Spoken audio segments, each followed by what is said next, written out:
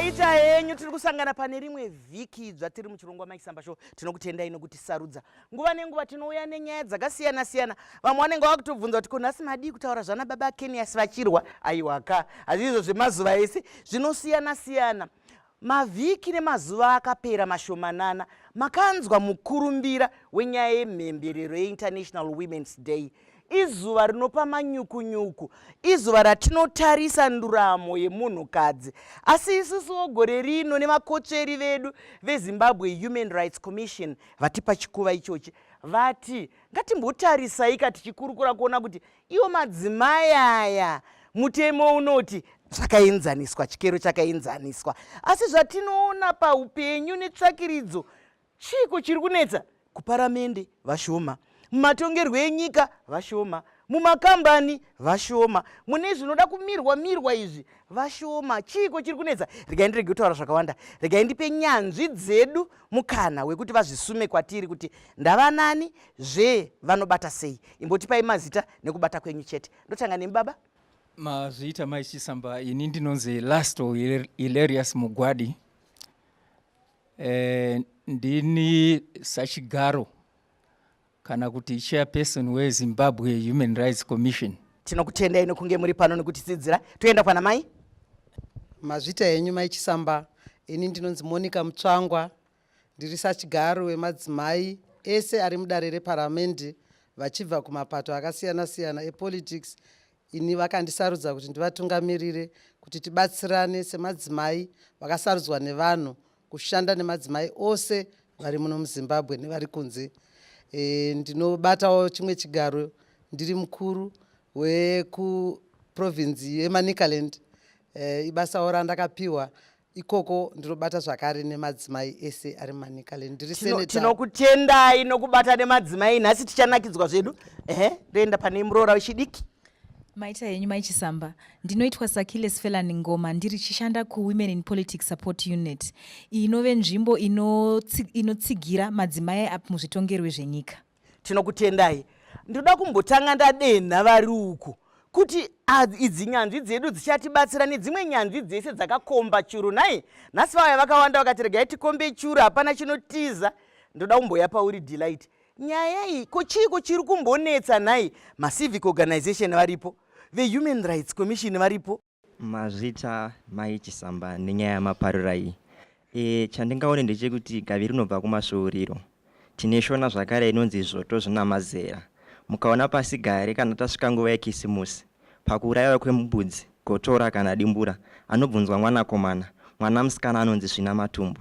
Ndo kwakabvira tsika yekuti tiite vanhukadzi vashoma, mungave mumabhizimusi kana mupolitics imomo. Saka chiri kunetsa kana chiri kunyanya kushungurudza Mai Chisamba, tsika nemagariro hazvichenji asi zvinovandudzwa.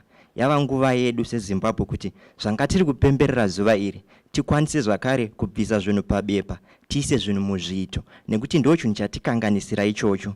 Chepiri Mai Chisamba chinotivhiringidza nachinotinetsa chekuti pamadzimai acho akazvimirirawo. Hanzi hwaro hwatinopa zvichemo zvedu hunoratidza kuti uri munhu anotambirika here. Ngatichibve patsika yekuti ukagumbuka unobvisa nhumbi, ndagumbuka ini, mungandiita sei? Ngatibve patsika yekumarana tikwanise kumira nebumbiro rimwe chete. Mashoko makukutu nai.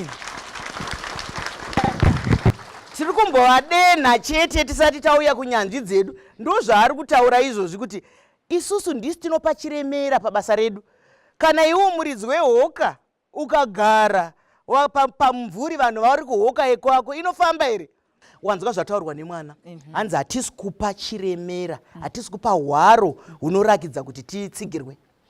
Ndinofarira nezvaataura kuti tinoda kuti tivandudze tsika dzedu. Chimwe chatinoda titange tikuvandudza ndechekuti ngatiregei kushandisa zvipimo zvakasiyana siyana kana takupima madzimai tichipima nana baba. Patinenge tichipima madzimai ngatishandise chipimo chatinoshandisa patinoshandisa wana baba.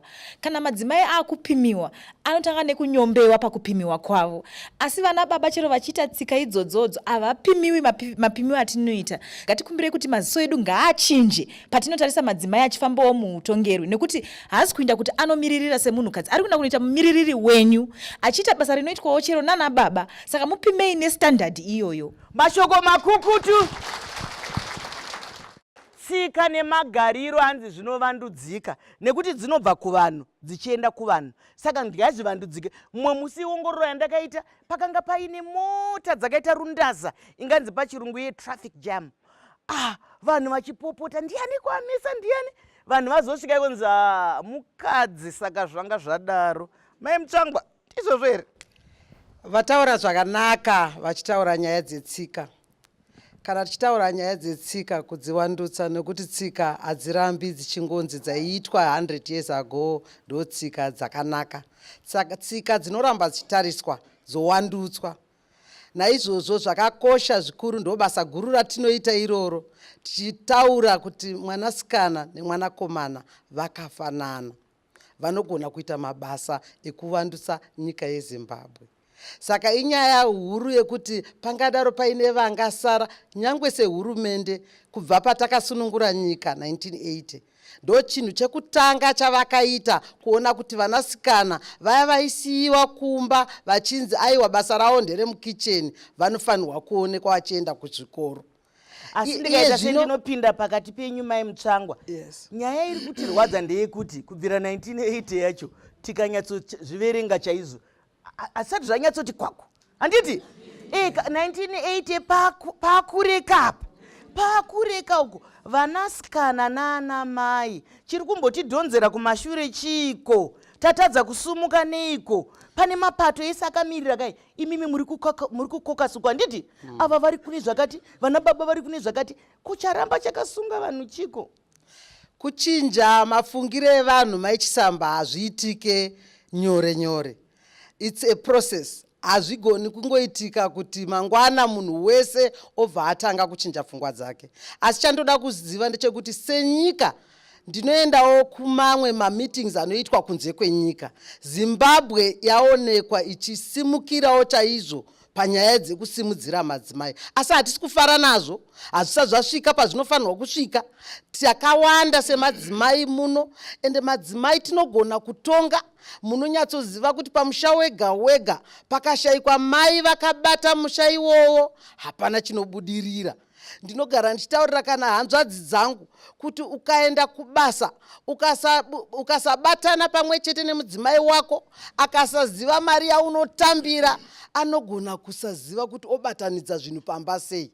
Asi ukaona mai nababa pamusha vanogara pasi vachironga pamwe chete vachiita zvimwe chete, kana kubudirira kuripo. Saka nyaya dzekusimudzira madzimai dzasvika iye zvino nguva yekuti mutungamiriri wenyika, angave president, vangave vari maministers, ukaona uchisiya madzimai, zvinoreva kuti uri kusiya 52% yepopulation yeZimbabwe kumashure, ko nyika yacho ingabudirire sei? Mashoko makukutu ari kutaurwa. Mai vataura chokwadi kuti pfungwa dzedu idzi kuti dzivandudzike. Zvinotoda ngoro nemadhongi ayo. Unongonzwa hatidaro. Zvimbonzarwo mukaenda kumachechi munenge makawa machechi edu haidaro, mukaenda kumutupo ana Mwendamberi havadaro, ana Madhuwa havadaro. Komozodaro rini? Ko ngatisangane muchikamu chinotevera.